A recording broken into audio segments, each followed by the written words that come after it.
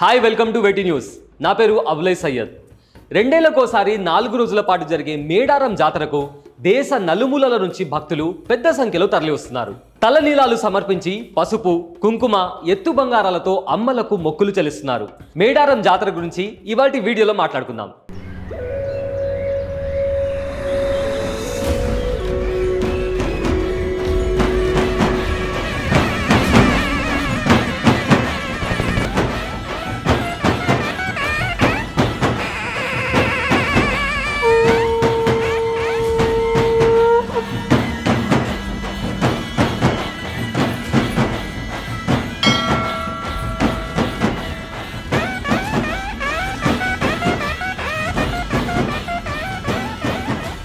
ప్రస్తుత ములుగు జిల్లాలోని తాడ్వాయి మండలం మేడారం గ్రామంలో ప్రతి రెండేళ్లకోసారి సమ్మక్క సారలమ్మ జాతర జరుగుతోంది. ఇది ప్రపంచంలోనే అతిపెద్ద గిరిజన జాతర.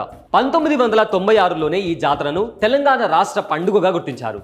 భారతదేశంలో కుంభమేళ తర్వాత అత్యధికులు హాజరయ్యే జాతర ఇదే. అయితే మేడారం జాతర గురించి 2 చారిత్రక కథలు ప్రచారంలో ఉన్నాయి.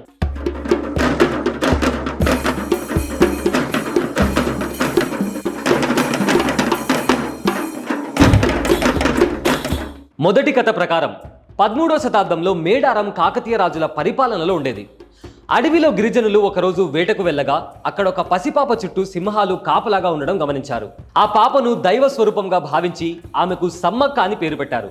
పెరిగి పెద్దైన తర్వాత గిరిజన రాజైన పగిడిద్ద రాజుతో పెళ్లి చేశారు.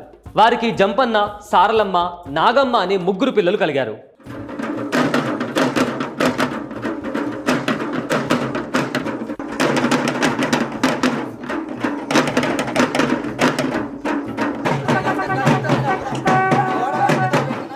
ఒకసారి మేడారంలో కరువు కాటకాలు వచ్చాయి. అదే సమయంలో కాకతీయ రాజు మొదటి ప్రతాపరుద్రుడు మేడారాన్ని పాలిస్తున్న పగిడిద్ద రాజుకు కప్పం కట్టమని ఆదేశం పంపాడు. తమకు పంటలు లేవని కప్పం చెల్లించలేమని పగిడిద్ద రాజు వేడుకున్నాడు. అయినా పట్టించుకొని ప్రతాపరుద్రుడు గిరిజనులపై యుద్ధం ప్రకటించాడు. సంపంగి వాగు అనే ప్రాంతం దగ్గర జరిగిన భీకర యుద్ధంలో పగిడిద్ద రాజు మరణించాడు. ఈ విషయం తెలుసుకున్న సమ్మక్క, సారలమ్మ, గోవిందరాజు, జంపన్నులు యుద్ధంలో ప్రవేశించారు. కాకతీయ సైన్యం సమ్మక్క సారలమ్మను కూడా వెనుక నుండి పొడిచారు. జంపన్నను చంపి వాగులో పడేశారు. అప్పటి నుంచి సంపంగి వాగు జంపన్న వాగుగా ప్రసిద్ధి చెందింది. సమ్మక్క మాత్రం శరీరం నిండా ఉన్న బాణాలతో నడుస్తూ చిలకల గుట్ట వైపు వెళ్ళింది. ఆమెను వెతుకుంటూ గిరిజనులు వెళ్లారు. కానీ అక్కడ సమ్మక్క కనిపించలేదు. అక్కడే ఒక నాగవృక్షం కింద దొరికిన కుంకుమ భరిణను సమ్మక్కగా భావించి పూజలు చేస్తున్నారు.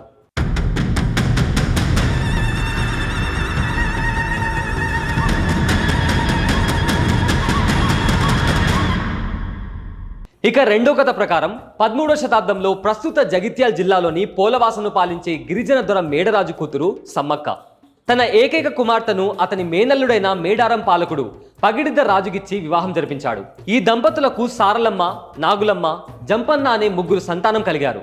కాకతీయ రాజు మొదటి ప్రతాపరుద్రుడు పోలవాసపై యుద్ధం ప్రకటిస్తాడు. దాంతో మేడరాజు మేడారం పారిపోయి అజ్ఞాతవాసం గడుపుతుంటాడు.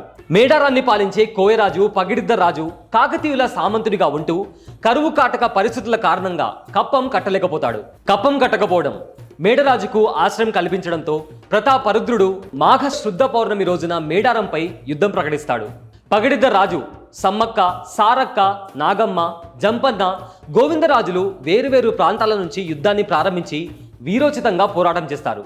కానీ అపార కాకతీయ సేనల ధాటికి తట్టుకోలేక మేడరాజు, పగిడిద్దరాజు, సారలమ్మ, నాగులమ్మ, గోవిందరాజులు యుద్ధంలో మరణిస్తారు. ఈ వార్త విన్న జంపన్న అవమానాన్ని తట్టుకోలేక సంపంగి వాగులో దూకి ఆత్మహత్యకు పాల్పడతాడు. అప్పటి నుంచి అది జంపన్న వాగుగా ప్రసిద్ధి చెందింది. ఇక చివరికి శత్రువుల చేతిలో దెబ్బతిన్న సమ్మక్క రక్తపు ధారాలతోనే యుద్ధభూమి నుంచి నిష్క్రమించి చిలకల గుట్ట వైపు వెళ్తూ మార్గం మధ్యలోనే అదృశ్యమైంది. సమ్మక్కను వెతుక్కుంటూ వెళ్లిన అనుచరులకు ఒక పుట్ట దగ్గర పసుపు, కుంకుమ గల భార్యనే లభించింది. దాన్నే సమ్మక్కగా భావించారు. ఈ గడ్డ మీద పుట్టిన ప్రతి ఒక్కరూ వీరుడిలా రాజ్యాన్ని పాలించాలని ఇక్కడ 2 గద్దెలు కట్టి 2 ఏళ్లకొకసారి ఉత్సవం జరిపిస్తే వారి కోరికలు నెరవేరుస్తానని ఆకాశవాణి ద్వారా వినిపించిందట. అప్పటి నుంచి ప్రతి 2 ఏళ్లకోసారి ఇక్కడ జాతర నిర్వహిస్తారు.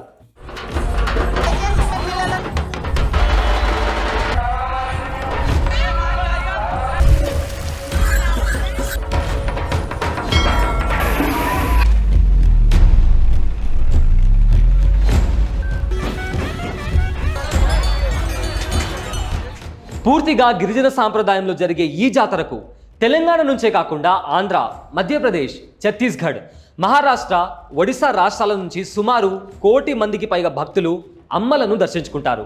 కోరికలు తీరిన వారు ఎత్తు బంగారం అంటే తామంత బరువున్న బెల్లాన్ని అమ్మవారికి సమర్పిస్తారు. ఇది మేడారం జాతర వెనుక ఉన్న కథ.